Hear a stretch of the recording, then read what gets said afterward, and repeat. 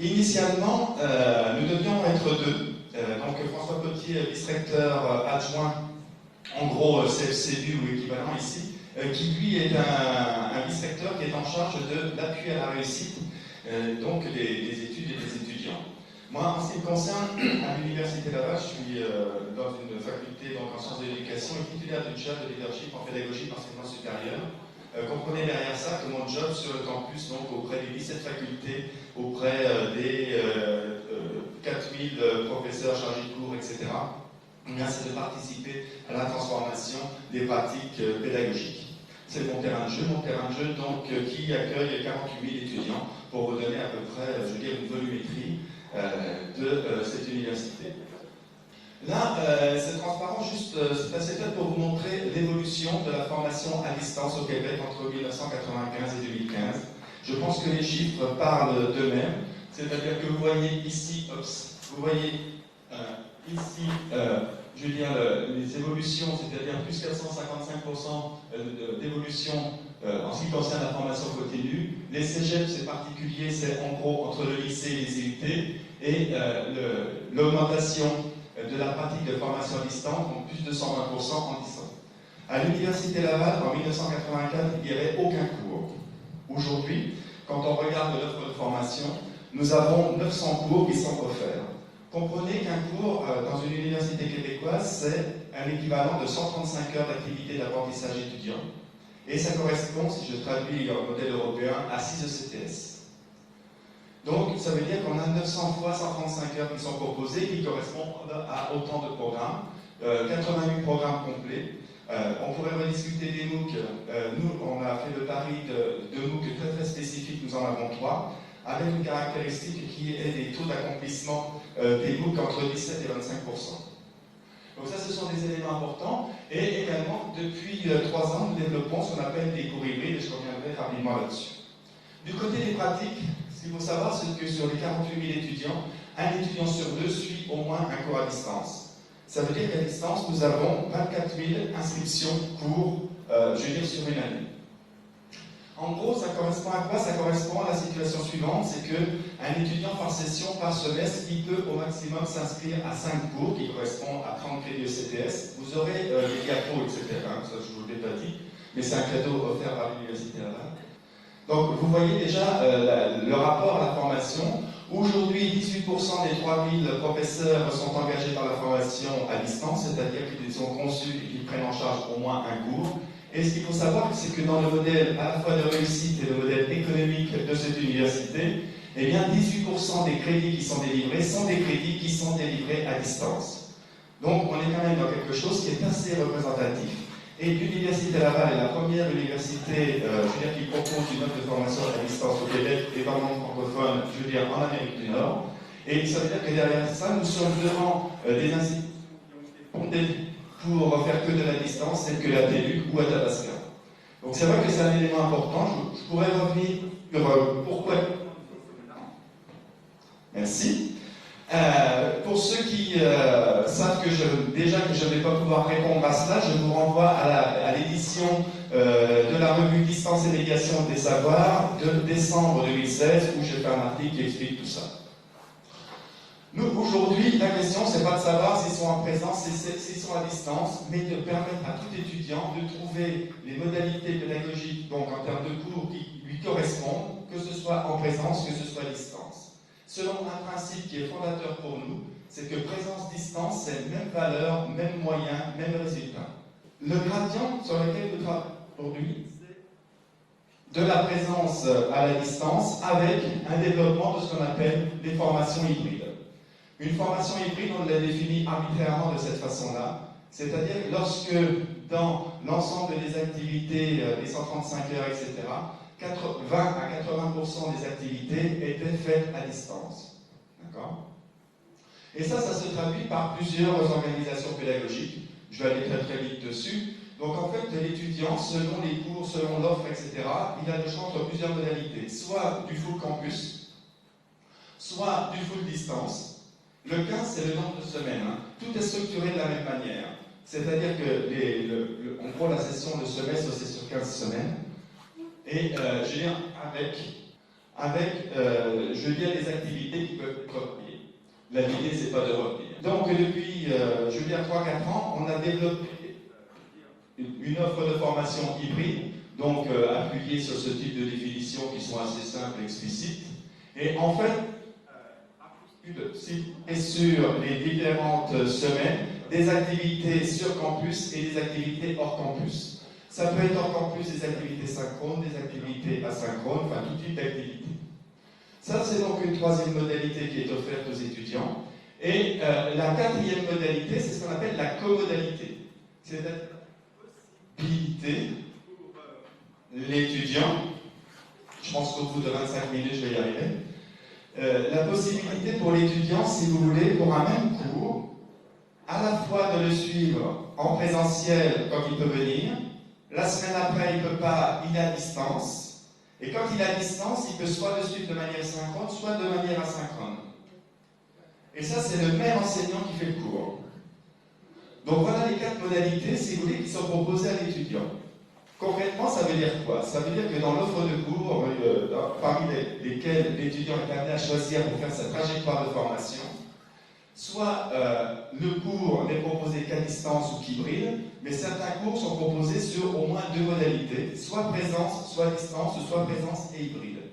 L'idée, c'est toujours d'être au plus près de là où en est l'étudiant dans son organisation, tenant compte de ses contraintes, etc. Aujourd'hui, ça se traduit comment? Ça se traduit par le fait que parmi les étudiants qui sont dans ce mixte à la fois présence-distance, eh bien, on voit que pour 77% d'entre eux, ils ont moins de 25 ans, là où pour ceux qui sont full distance, pour 81% d'entre eux, ils ont plus de 25 ans.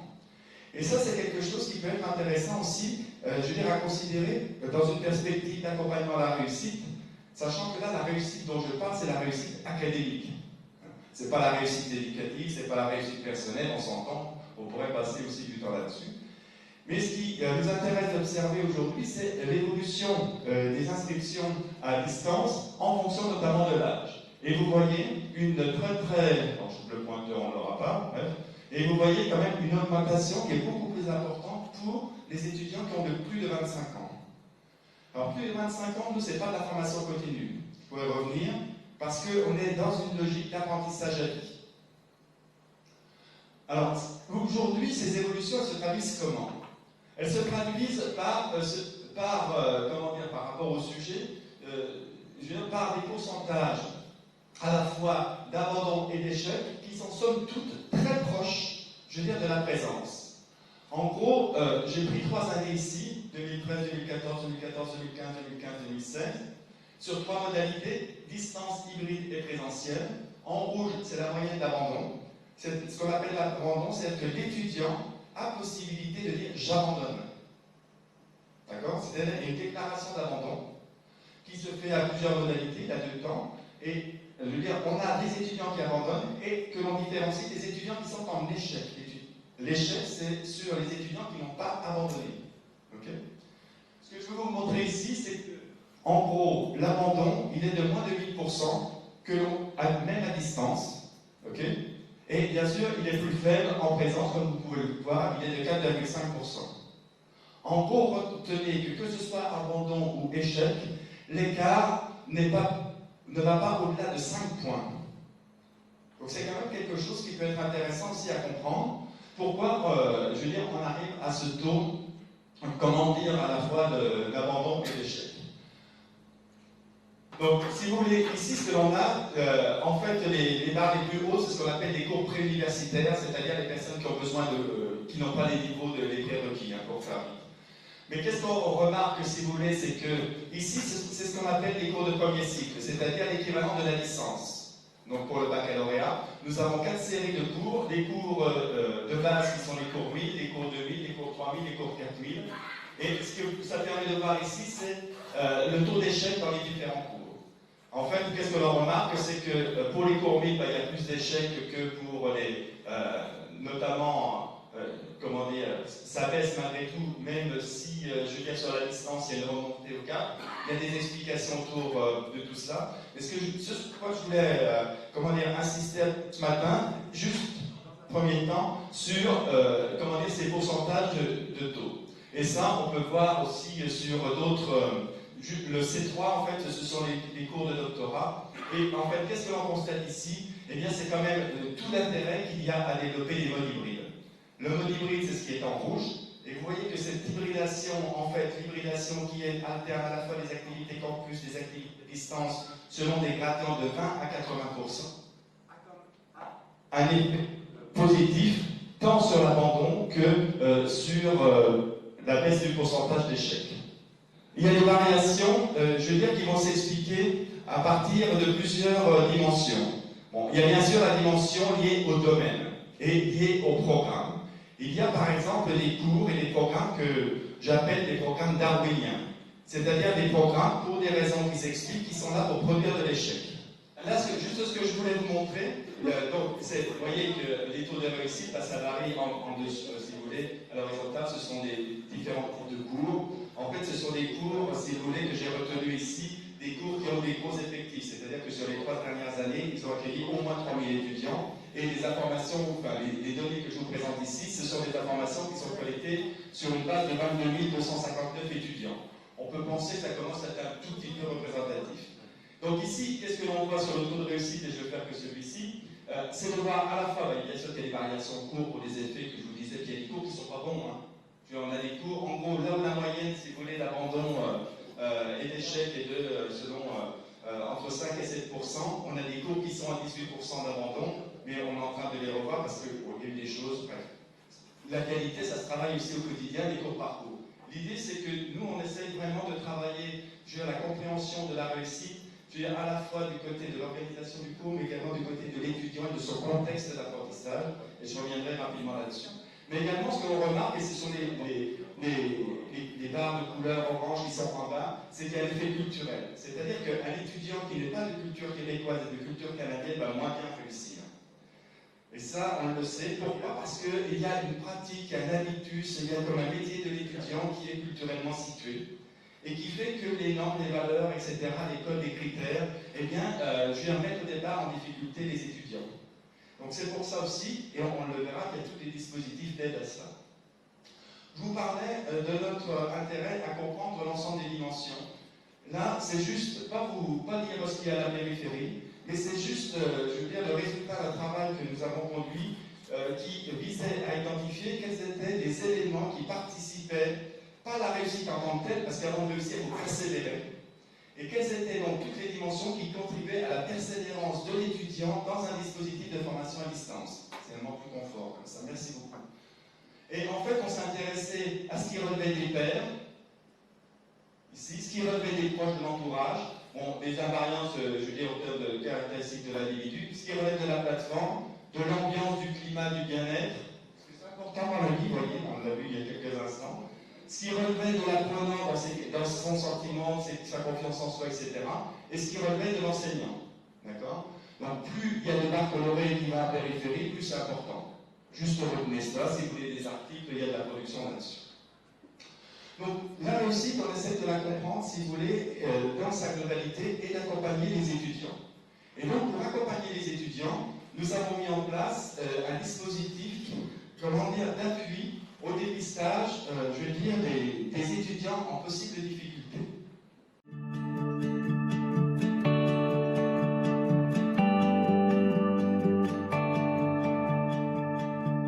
Le projet Ma Réussite fait en sorte qu'on est capable de donner à l'étudiant un outil qui va le situer dans son groupe par rapport à son évolution, à son cheminement, si ça va bien ou si ça ne va pas bien, par rapport à l'ensemble du groupe. À partir du moment où on accepte un étudiant, on doit mettre en place tout ce qu'il faut pour le supporter jusqu'à la fin de ses études. Quand je me connecte au portail, je vois tout de suite mes indicateurs de réussite dans ma liste de cours. Les indicateurs peuvent être verts, jaunes ou rouges. En un coup d'œil, il m'indique si je suis en voie de réussir le cours, si ma situation est à surveiller, ou bien si je dois m'investir davantage ou demander de l'aide parce que je suis dans une zone à risque. Dans la page Ma Réussite, je peux voir que la couleur associée à l'indicateur d'un cours est calculée à partir de 2 éléments. Donc mes résultats, lorsqu'il y en a, et à partir de plusieurs indicateurs de participation dans le site de cours. Pour chaque indicateur de participation, je peux voir où je me situe par rapport aux autres étudiants de mon groupe. Mais plus la session avance, plus les résultats prennent une place importante dans le calcul de l'indicateur de réussite sommaire. Ce qu'on trouvait, c'est que ça pouvait vraiment aider les gens à la fois à être plus motivés, mais aussi un petit peu à se réajuster au fil du temps. Puis le plus important, selon moi, c'est qu'il y a des messages qui dirigent, dans le fond, les étudiants vers les ressources qui sont disponibles à l'université. Puis en même temps, de l'autre côté, pour ce qui est du corps enseignant, en fait, pour eux, ils peuvent voir si dans leur classe, ça se passe bien ou pas.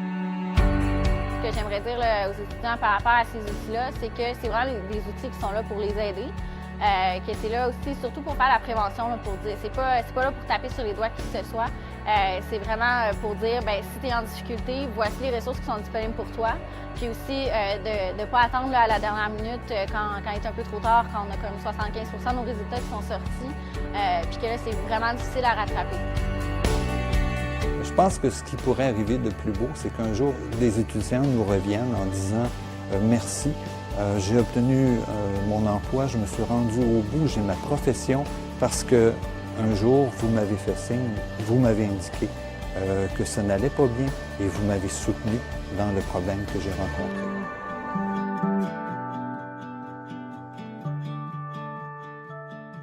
En fait, si vous voulez, nous avons une plateforme qui a été développée en interne depuis 2006 et qui accueille donc l'ensemble des cours qui sont en présence à distance.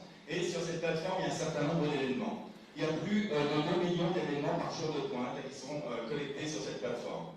Donc on s'est dit en 2012, tous ces éléments-là, est-ce qu'on ne pourrait pas en faire quelque chose pour accompagner les étudiants dans la réussite? Donc on a traité les données, on a fait un benchmark, etc., etc. Et on a développé un dispositif, si vous voulez, qui, de point de vue de l'étudiant, donne cela. C'est-à-dire ce que disait l'étudiante, c'est quand elle est sur son portail de cours, elle va pouvoir accéder, si elle le souhaite. Si elle pense que ça va la stresser, elle n'ira pas. Okay, donc elle va accéder à cela et puis elle va voir, si vous voulez, sur l'ensemble, sur un cours donné, ici c'est ses cours, c'est les codes de cours, elle va voir où elle en est sur un certain nombre d'activités par rapport à la médiane du cours. D'accord ? Ici, par exemple, c'est la participation au forum. Par exemple, on va constater que c'est une personne qui participe moins, qui est inférieure, je veux dire, à la médiane du groupe. Ailleurs, ça peut être sur le téléchargement d'activités. Ailleurs, ça peut être sur du dépôt d'éléments de production, etc., etc. Ceci est mis à jour à chaque fois qu'il y a un événement. Et il y a ici une notion que vous ne voyez pas très bien, mais que l'on appelle la cote projetée. C'est-à-dire qu'on dit à l'étudiant, si tu continues comme ça, voilà où tu risques d'aller. Soit le mur il est là et là, soit c'est beau, la voie est ouverte, tu n'as pas de problème devant toi. Donc ça, si vous voulez, et ça fait un graphique de tendance qui est ici, c'est peut-être qui permet de voir où je m'en vais. Là, on pourrait penser que pour cet étudiant-là, il y a une alerte.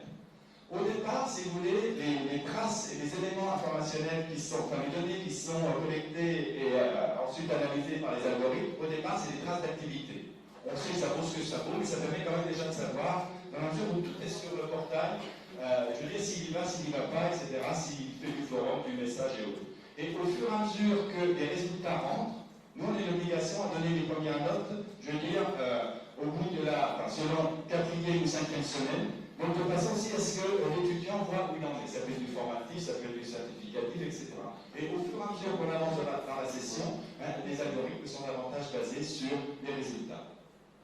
Quand ça ne va pas, qu'est-ce qui se passe? Quand ça commence à approcher de l'orange, il y a un premier niveau d'intervention qui, je veux dire, est du push. C'est-à-dire on va envoyer des informations à l'étudiant et des activités que l'on va lui proposer. Des tests, pour savoir par exemple des mini-tests, comment ça va dans tes études, comment ça va dans ta vie. On a une opération qui s'appelle l'opération Comment ça va? Pour essayer de comprendre aussi comment dans la réussite, la dimension contextuelle, familiale, culturelle, économique peuvent participer aussi aux difficultés que peut rencontrer l'étudiant.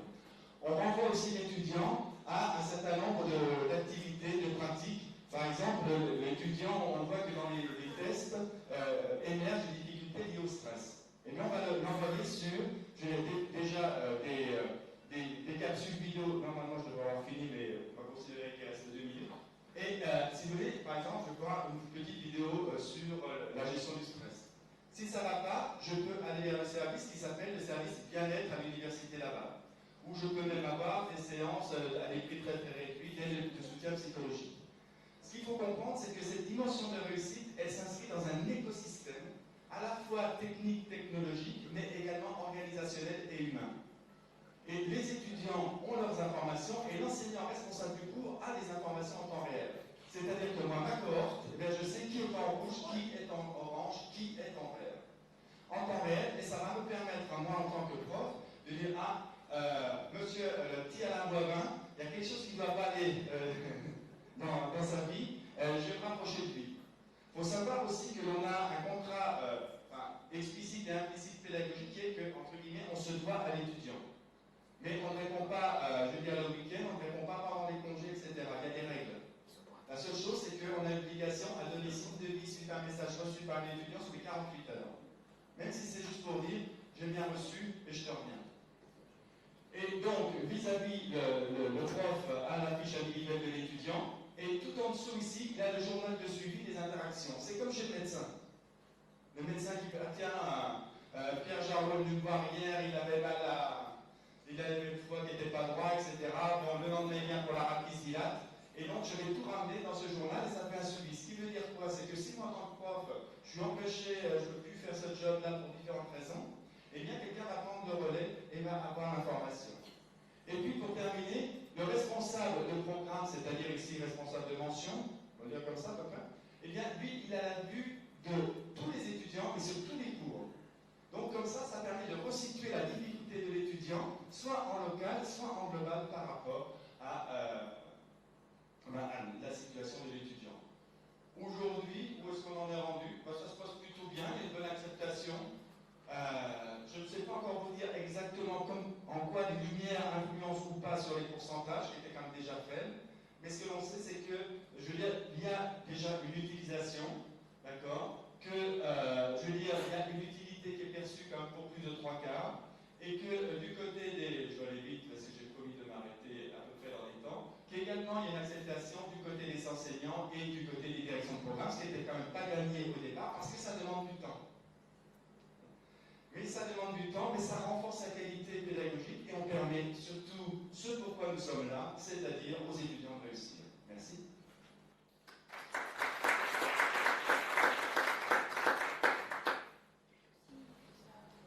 J'ai une question, mais vous avez des questions dans 5 minutes? Merci. Oui, je peux coucher, c'est pour les questions.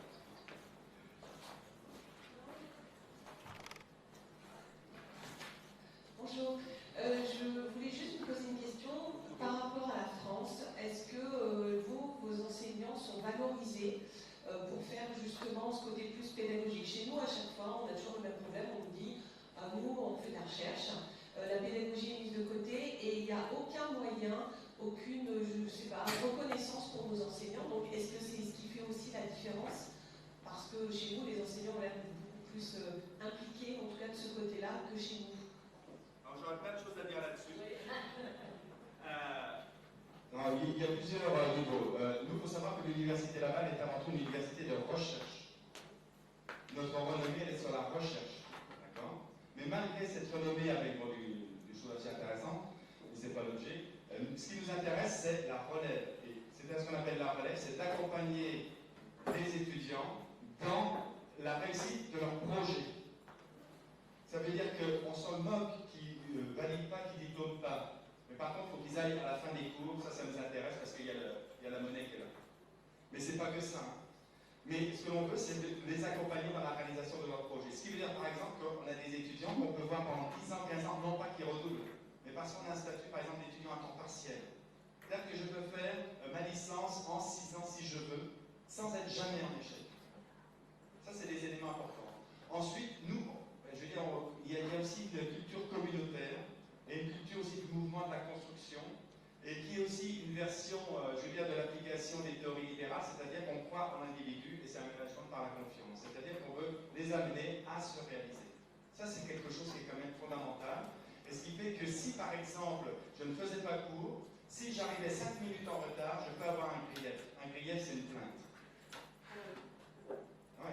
Mais ça, je le sais dès le départ. C'est-à-dire que, déjà, moi, dans ma convention collective de proche, j'ai 264 pages où on m'explique ce que je dois faire. Et, votre convention collective, ici, enfin, je crois, il y a 15 ans, je pense. Okay. Donc, c'est vrai, je ne dis pas qu'il y a tous ces éléments-là qui sont quand même importants. Et puis, il y a un rapport à l'institution aussi de chaque acteur. On appartient à l'université, on a une fierté. Non, mais c'est... si vous voulez même, on porte ça, mais c'est pas... ça peut paraître très... Mais ça nous aide, d'une part, à nous reconnaître dans les colloques, on ne se connaît pas tous, mais aussi dire on est de là.